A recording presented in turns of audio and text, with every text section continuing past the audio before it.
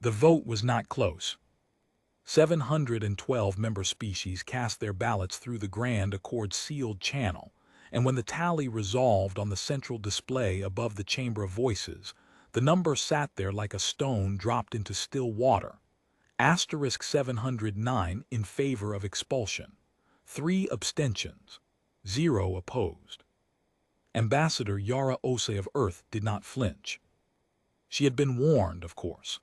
Councillor Drevath of the Moonkai Collective had pulled her aside 3 days before the session and told her with something like regret in his 4-layered voice that the vote was already decided, that the Council had grown tired of humanity's refusal to comply with the Resource Partition Accords, that Earth had been given 4 standard cycles to reduce its industrial output and had instead doubled it, that the other species were afraid.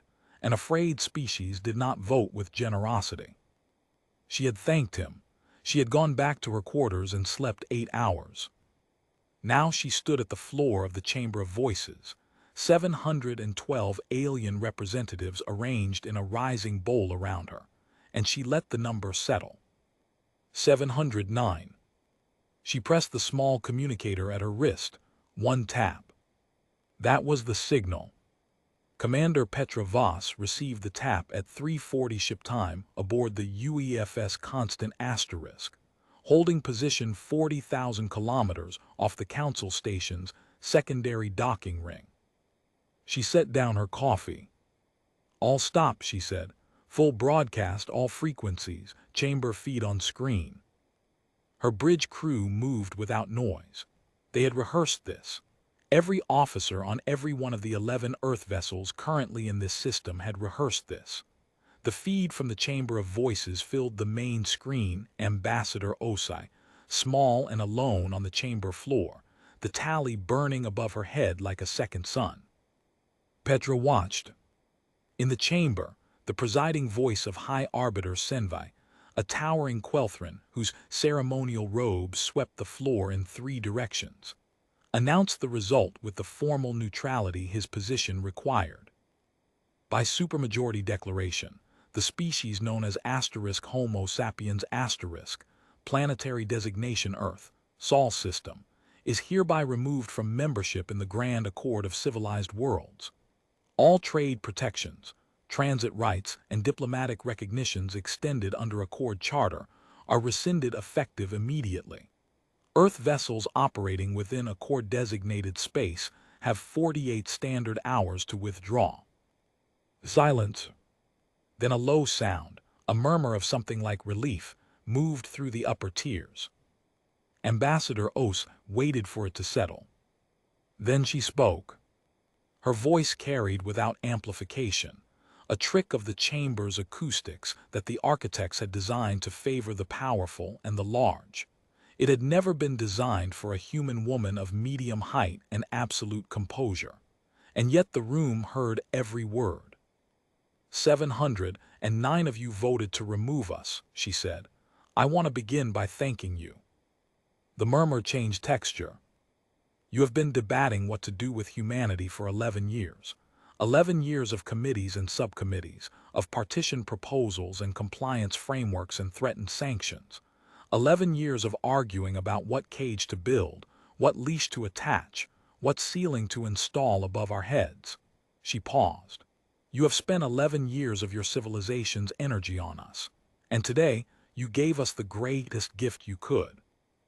High Arbiter Senvai's crest feathers rose slightly. Ambassador, the expulsion is not a gift, it is freedom, she said. From your jurisdiction, from your resource partition accords, from your transit toll systems, from your trade licensing bureaus, from every piece of bureaucratic infrastructure your council has spent 400 years building to make sure that no species ever gets too large, too fast, too capable.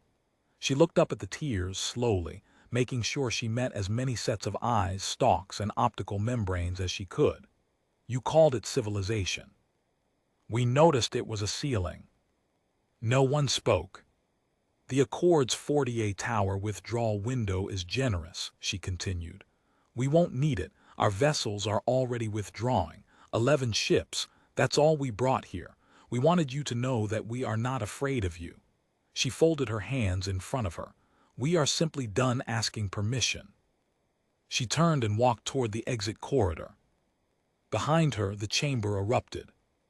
Aboard the Constant Asterisk, Petra Voss watched the ambassador's back as she crossed the chamber floor, unhurried, while 712 alien species shouted at one another above her. "Beautiful," said Chief Engineer Rook Malander from his station at the rear of the bridge. He was not a poetic man. He was 43 years old, broad-shouldered, permanently stained with lubricant compounds that no solvent had ever fully removed, and he had once described a supernova as pretty decent. For Rook Malander to say *beautiful* meant something was actually beautiful. "Get me a line to the ambassador's shuttle," Petra said. "Live in 4 seconds, Commander." The screen split. On the left, the chamber feed. On the right, the interior of a small diplomatic shuttle and Yara Osai settling into a seat, removing the small earpiece she wore to formal sessions, rubbing her jaw. "Ambassador," Petra said, "outstanding." "Don't compliment me yet," Osai said. "The hard part starts now." Navigation has the jump coordinates loaded. 15 waypoints, 9 of them new systems. The survey teams have been sitting on their hands for 2 years waiting for this. Survey teams know what they're looking for. Habitable worlds, mineral-rich moons, any species that isn't already under Accord jurisdiction. Rook's got a whole list of the latter. Rook looked up from his console. 37 confirmed pre-FTL civilizations in unclaimed space. Another dozen that went dark from Accord records for various reasons, unofficially. He allowed himself a slight smile. They stopped filing paperwork. Accord stopped paying attention. We noticed. Osai rubbed her jaw a second time. 37. "And counting," Rook said. She was quiet for a moment. On the chamber feed, the shouting was still going. Someone had apparently moved to freeze Earth's remaining financial assets held in Accord banking structures. Someone else was objecting on procedural grounds. It would take them weeks to sort out the paperwork. Earth had moved its assets 14 months ago. "Set the jump," Osai said finally. "First waypoint."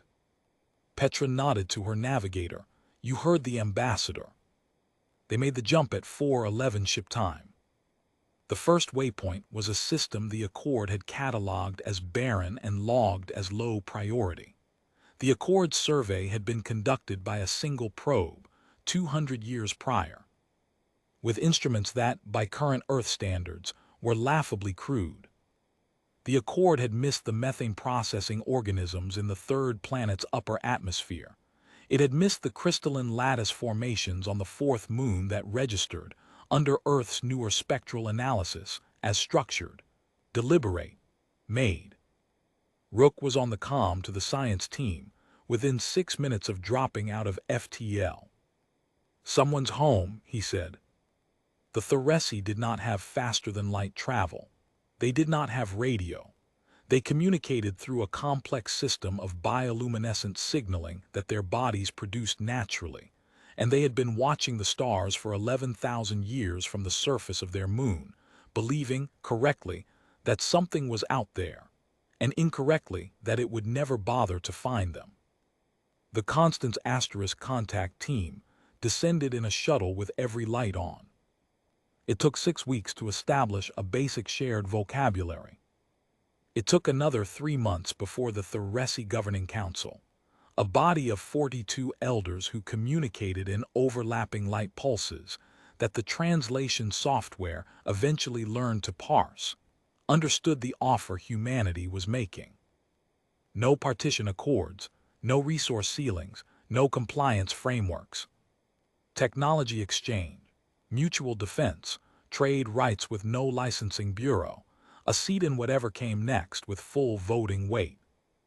The eldest of the 42 elders, a being the translation software had begun rendering as asterisk grandmother of questions, flickered a long, slow pattern that took the software 3 attempts to render. "You were thrown out," she had asked, "and this is what you did with it."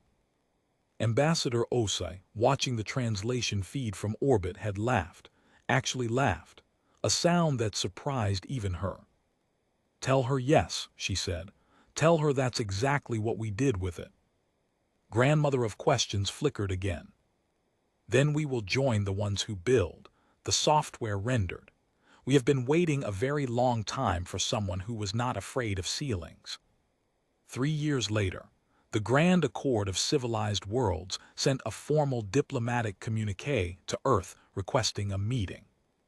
The newly ratified Outer Compact ***, humanity and its 14 partner civilizations, spanning 31 systems, received the communique, logged it, and placed it in the standard processing queue. Response time, 48 standard days. It was, Ambassador Osai noted when she signed off on the queue settings, a generous window. They wouldn't need it sooner. There was an empire to build.